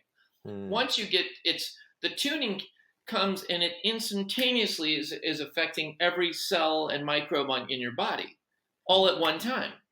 And indeed, our minds are doing that too. How we think about what we're going to do, how we imagine what we can or cannot do, will instantaneously influence all of those.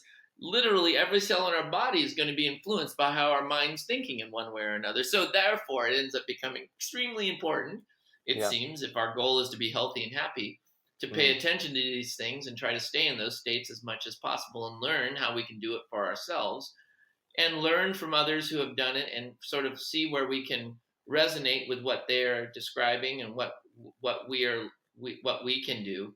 In the end, though, I think we ultimately are such complex critters that each of us have to figure it out on our own to some degree. I mean, there are kind of like shortcuts. You could Mm. follow a book and just go step by step and just try to stay to it, and that will probably do you better off than if you did nothing. But ultimately, my whole goal is to try to help people realize that if they can develop a facility for riffing on themselves, experimenting with themselves, paying attention to themselves, learning from others and applying it and seeing where it takes them. That is back to your whole thing. It's the journey. It's the journey. Yeah. And Yeah. you got to get good. You might as well get good at what you're going to be doing all the time. Being in a now, going somewhere, doing something, doing that well all the time is not a bad practice, not at all. And that's that's my message in the end right there. For sure, for sure. And talking about the journey, one of the things I remember you saying the first time you came over to the UK to meet with us, you were talking about when you're truly barefoot, so completely barefoot, and you're covering obviously miles and miles of terrain, that you get a sense for the fertility of the land underneath your feet. I think you said something along those lines, or you might have said the energies in the area, but I think it was kind of like, yeah. So I was listening to a podcast with Paul Chek, where he was interviewing a guy who I've met actually called Dr. Nick Berry, and this guy's a fascinating guy. He has a background in pharmacology and worked in pharmaceuticals for a while, but then decided it didn't really fit with his values and wanted to explore. I think he had some experiences, shamanic experiences and healing experiences, and within that exposure, he was given some essential oils, and he thought, well, hang on, I could take my experience with essential oils and my experience with pharmaceuticals to make super high grade essential oils, which are all organic, and he uses various resonant frequencies to give them certain properties, etc., etc. So he's a real technical guy. But he said he's being interviewed by Paul, and Paul said something, or he was explaining that where do you? He was asking, where do you put these? Where do you rub these oils on the body? And so Dr. Berry's saying, well, you rub it here, you rub it there, but the feet is a really good place to start. And he said, I can't think where I've read it or who told me this, but the feet are believed to have sensory cells in them that almost kind of pick up on the smell of a given oil. Oh yeah. And Paul's going, I've never heard of that, because instead of anatomy, that doesn't come up at all, of course. Right. But it seems like there's some connection there, and so I dropped an email to Paul to say, well, that's interesting because Ted says this. Yeah. It's like, totally. wow. When you think that it's our only point of contact with the planet, well, look, for most of the day, yeah, totally, and it makes sense. It's sensory. Totally makes sense. I got blown away recently with Paul Stamets, this guy that's the mushroom dude, and what's fascinating about that is how mycelium on the outer edges are really doing this fine-tune experimentation with what's there and what it needs to do in order to and we're closer to mushrooms than we are to even plants, according to Paul Stamets. Yes, and that's fascinating. Yes, that's right. And then in the end, our feet are our roots. These are our mycelium. These all the nerves that we've talked about, in our feet, along with our hands, our genitals, or our head, whatever. But our feet are really, really obviously capable of knowing more about what's going on than we can say in words, right? There's some kind of data it collects that is helpful for the body. And what I was learning with a lot of my barefoot experiences was, you do get to, you can develop a, if you spent a lot of time barefooted on different pathways in different places, you do sort of, it's remarkable how much data you're collecting. Basic stuff is, of course, the hardness, the softness, the textures are one thing, the hot or the cold of it, the hollowness or there's just all this whole repertoire of feelings and data that the body's collecting and aware of. But undoubtedly, there's got to be something to all the various pressure points and all the various things. And if the foot isn't getting a chance to experience itself in the way that it's capable of, certainly that's a loss, right? It's like if you wear blinders all the time, you are going to be able to be, it's not like you can't have a happy, healthy life and not see. you will Yes. find ways to get around it. But nobody would say, "Hey, but I don't want to see." If they could see, Yes. why Yeah. wouldn't they? And so Yeah. I think of looking at your feet and moving and reconnecting with them. The health Mm-hmm. of your feet are going to and the comfort of your feet are going to tell Mm. you a hell of a lot about the rest of the body, because Yeah. it's the foundation of everything that you're going to do. If you don't have your feet, and there are unfortunately situations where people don't. Well, guess Mm-hmm. what? They're not. That's not like something they wish on anyone else. Having strong, healthy feet is the foundation of everything you're going to do when it comes to movement as a human being. And if they're not healthy and happy, you've got something to start working on. You've got something to Yeah, work. for sure. You've got a project. Yeah, yeah, yeah. So, Ted, I wanted to just touch on the whole Manuel Luna story because, of course, you've mentioned Manuel Luna already in the book Born to Run, and of course, your sandal company is named after him. Could you give a brief background as to why you named the sandal company after him? Well, Manuel Luna is a personal hero of mine. Mm. We're essentially the same age. Mm-hmm. He's grown up in basically another planet, Yeah. you could say. Yeah. And he ended up becoming. He and I befriended each other. We have developed a friendship with each other over the course of over a decade, hanging out with each other now. Mm. Um, he's the one who made me who really took the time to help me make my first pair of Huaraches back in 2006. Yeah. And I've been basically riffing on that ever since then and playing with that. And we've actually recently, starting in 2017, we found out that he hadn't really been back to the States since he'd come down here to run those 2 times in the Leadville 100. Right. Hadn't been much. And found out that he wanted to come again. So we got a lawyer and helped him get his passport and get all that. And Mm-hmm. he comes periodically to different events and gets to bask in his fame a little bit of being known. He's a well-known person. But more importantly, he comes and we set up a sandal making, like traditional style, not Luna's. I mean, we have traditional style sandals, which are a little bit more complicated to operate, you could say, take a little more skill and a little more.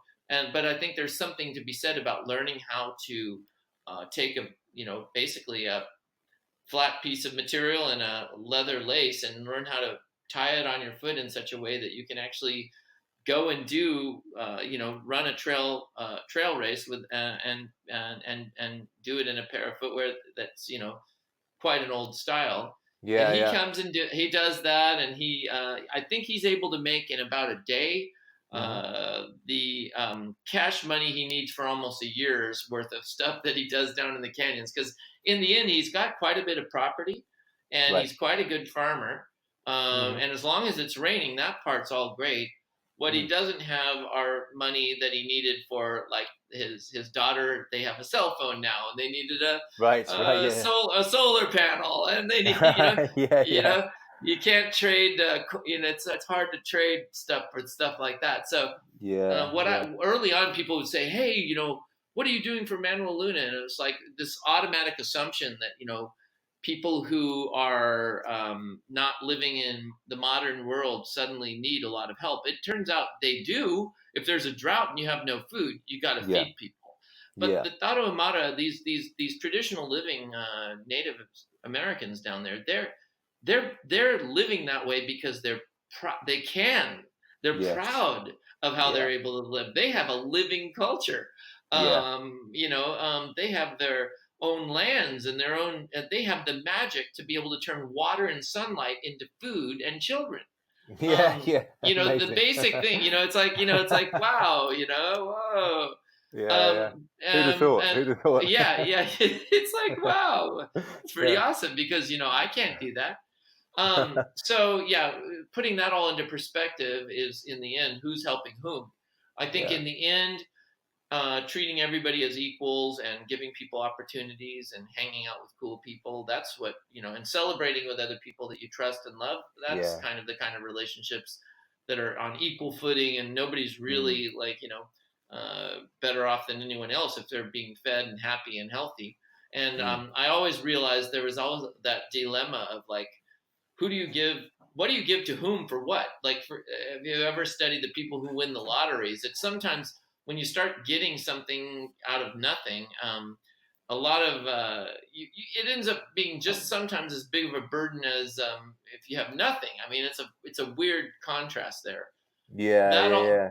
that all being said, I every year I'm still, and I'm encouraging more and more people as the canyons become safer, as basically, doesn't make any sense. The cartels don't need to grow marijuana down in the canyons anymore, because we have our own little industry here in America now that's way, Hmm.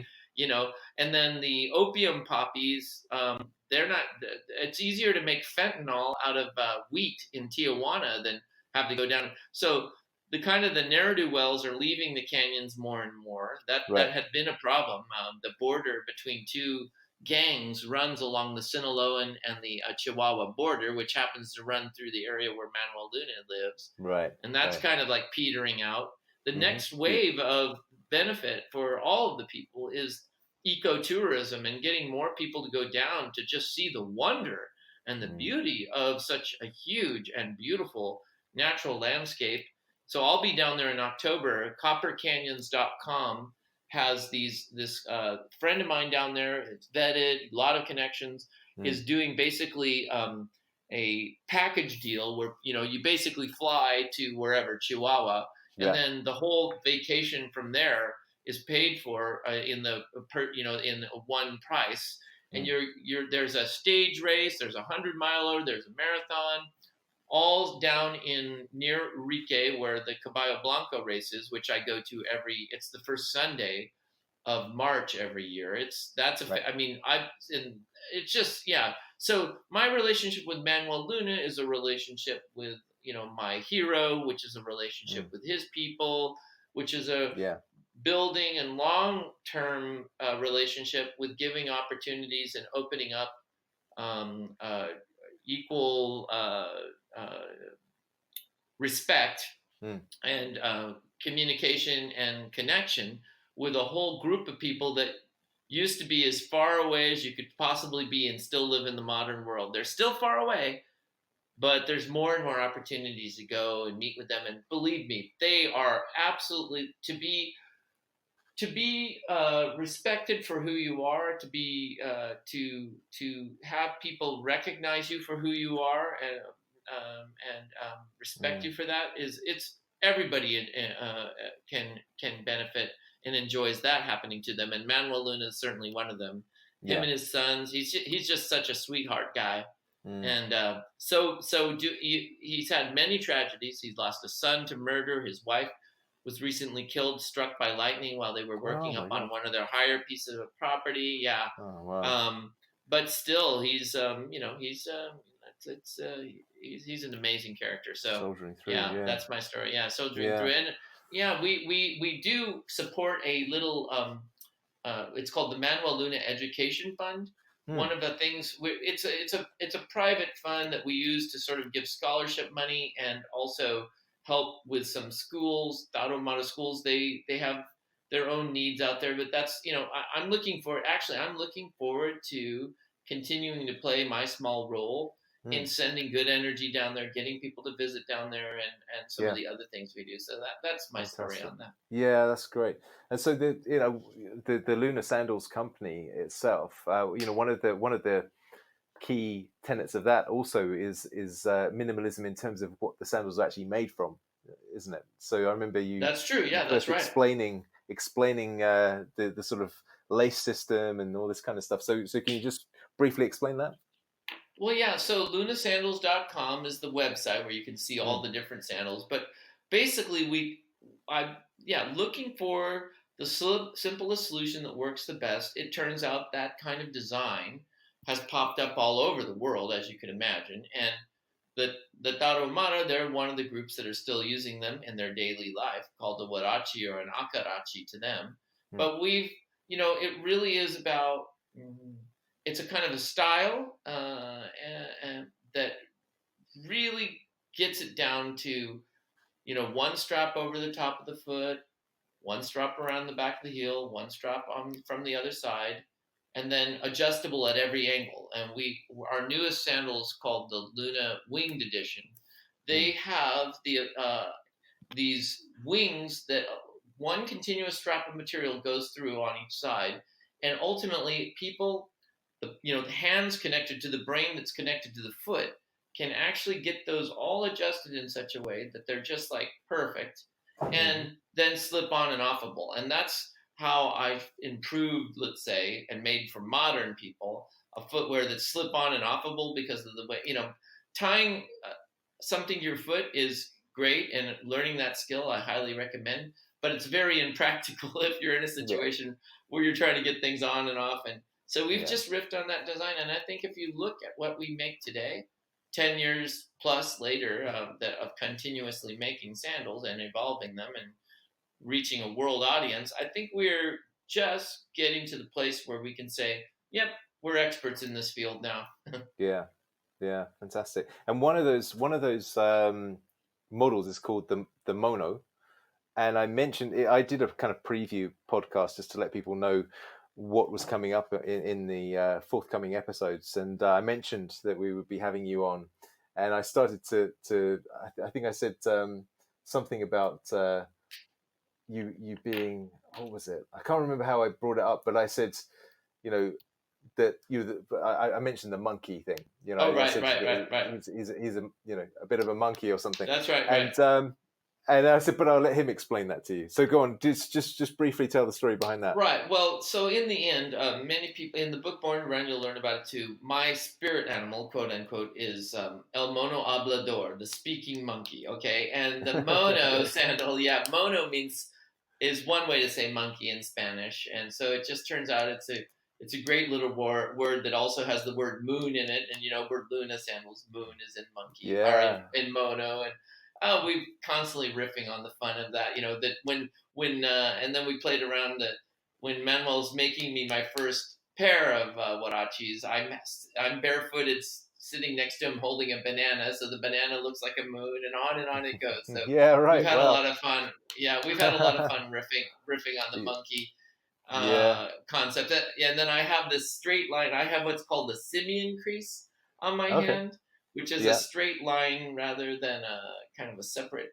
And I had some interesting, apparently in Raramuri culture, that has some kind of mark of, it's definitely a benefit to have something like that, long story short. So I'm El Mono Hablador. Thank you for listening. Brilliant. So to round off on a more philosophical note, one of the things I remember you saying in one of your talks here was how we seem to have this idea ingrained into our minds that we're somehow broken by default. So when we're talking about the foot's broken by default. It needs support, it needs cushioning. It doesn't do what it's supposed to do. And indeed, some of the figures back that up from the perspective that a very high percentage of people, maybe as many as 80%, overpronate, which is essentially the body not effectively resisting gravity in a dynamic environment, so as you're walking or running. But so it seems like this has been kind of jumped upon by shoe manufacturers, and often by medical people with I'm sure good intentions. But one of the things that struck me, and I think we chatted about this, Ted, is that it really fits with this whole kind of cultural narrative that we have. And one of the things that Paul Check and I have written about recently, but we've also talked about at length, is the notion that when you live in a society that is from a Christian background, and essentially you are born a sinner, then and that's the narrative of the religion. Well, then you're already under the impression that you're born broken in some way. So it seems like the foot situation and the way we perceive our feet and the way medicine perceives our feet is almost a reflection of a deeper underlying set of beliefs, which, interesting enough, when you study consciousness and you study the way that the human brain learns early in life, it learns in a largely unconscious way. And so it picks up on the habits and rituals and practices of the culture that it lives in. And the fascinating thing about that, of course, is that our parents did the same, and their parents did the same, and their parents did the same. So actually, the unconscious kind of perpetuation of ideas can mean that a lot of the kind of programming that we're working with is programming that is, I wouldn't say ancient, but several generations old. So you don't have to go back too many generations, and you have essentially a population of God-fearing Christians in the UK, at least, and in various parts of the world. But so, one of the things that struck me about being barefoot is that when you go barefoot, you suddenly get this connection with the grounds, with the Mother Earth, as opposed to the Father in the sky. So it brings you back to this state where you actually are engaged with your environment as opposed to being stuck in your head.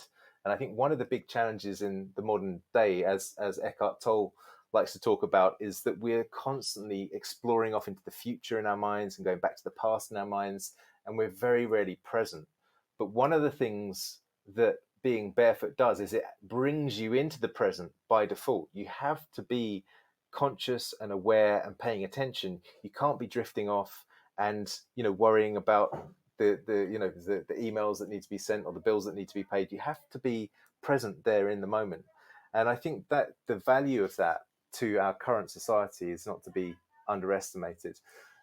Can you reflect on that at all? Yeah, absolutely. Well, I mean, I totally agree with you. I think that well, everything you said really is quite interesting for sure.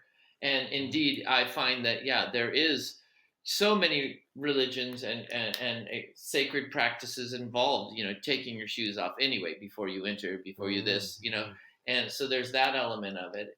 I mean, there's just so much to it. I mean, I couldn't agree with you more. It's so many other indigenous groups. That's not, they don't start with that premise. They start with the premise that everything they need already exists. They just need to find it or rediscover it or whatever. And that I think there's so much to be said when, if you start out with the wrong premise, you might make a lot of bad decisions. And certainly it's time to sort of wash away any of the elements of any of our religious or spiritual traditions that try to suggest that we are, broken by default. Let's say it's just not accurate, and it doesn't make any sense to make people think that way, because then they are kind of like dependent on somebody else or something else to take care of them or help them get to where they need to go. But most people have known and recognized the sacredness of their body and the sacredness of the earth, that it's enough.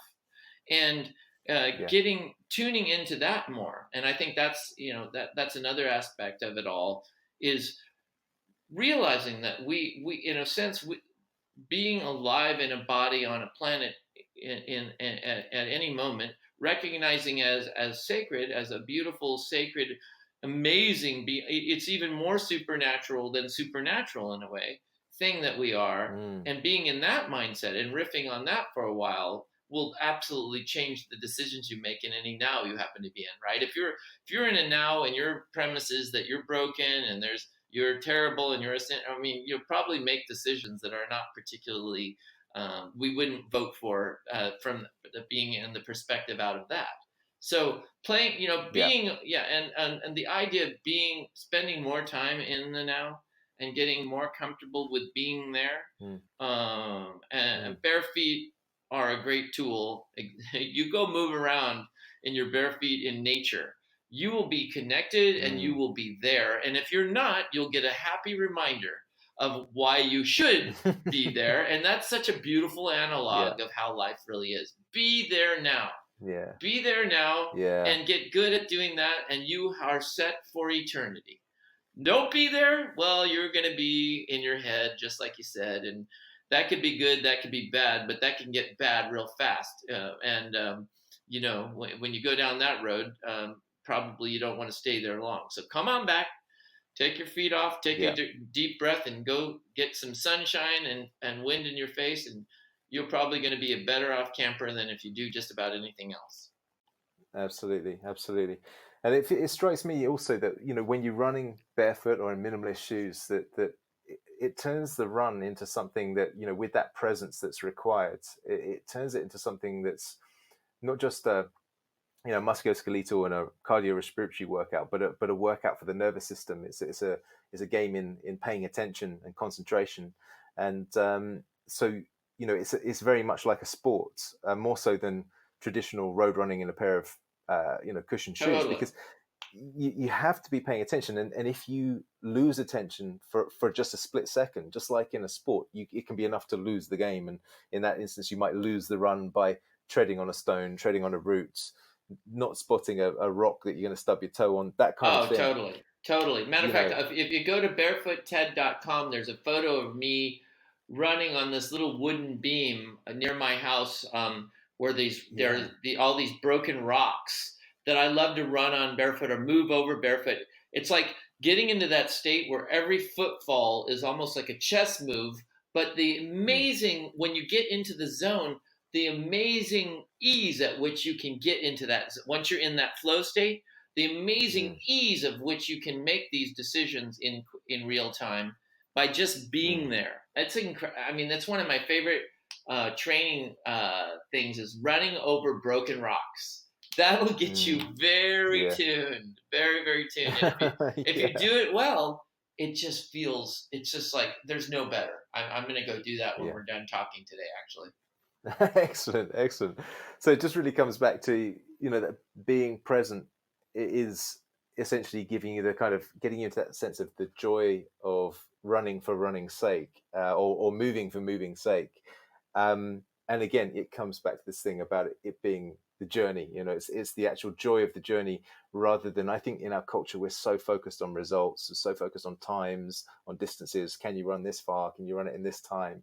But actually just the joy of the journey, the joy of participating, of being part of a moving, living, breathing planet. That's right. So yeah. Excellent. Well, Ted, I'd love, I want to thank you for all of your amazing insights and the wealth of experience that you've had. If people want to get hold of a pair of Lunas or learn more about you and your journey, what would you recommend to them? Well, lunasandals.com, we ship all over the world. So I guess, and we have distributors and different people in different parts of the world. In the UK, I mean, lunasandals.com you can learn a lot there. I think it even has store locators or distributor locators, or wherever country you're in. Barefootted.com is just the little site that it's been going for so many years. There's a link to like my old blog there. But in the end, these days I'm doing, the Instagram and the Facebook and the social media stuff, because, well, it's a way for me. I'm more and more starting to want to share more of what I've learned now. And actually I just had that story published in the latest in the book series called Chicken Soup for the Soul. They have in June, they came out with the Running for Good series, and it's 100 stories from 100 different runners. And my contribution to that, called The Roots of Barefoot Ted, I think anyone would enjoy. It gives a very good insight into how it is that I got to thinking the way I do and became who I am, through sort of looking at my background, my roots in California, indigenous culture, hippie culture, surf culture. All of those things influenced me to be able to become the kind of person that I am, and see and do the kind of things that I've done, that ultimately, for me at least, I'm satisfied to have succeeded at doing it, is the way that I have up until now. Yeah, fantastic. And that's a great little piece, actually. I've read that. So I think I said to you, Chris McDougall's got competition. He told me, did you, when he read it, he said, was this hard for you to write? Did this take, I said, he says, if you can write like this, you've got more to say. And the truth is, I think I will, even though I hate writing, because I hate having to sit still for that long. And I'm much more an improvisational jazz musician than I am a classicist. But on the other hand, I'm starting to realize now, as I get older, I'm starting to feel more comfortable to share some things that I really, truly believe in that I think could be helpful for others. And, anything and everything basically we shared today are some of those insights that I've been able to accumulate from paying attention for so long now. Yeah, fantastic. Well, thank you very much for your time, Ted. Really appreciate it. It's always great to catch up with you and hear your stories. They never get dull, and there's always new ones to throw into the mix as well. So really appreciate it. Yeah, well, thank you for inviting me, and I look forward. I'm sure one of these days we'll be meeting face to face again. I'll have to come and visit England again for some. For sure. Yeah, absolutely. Excellent. All right. Well, take care, and we'll speak soon. Adios.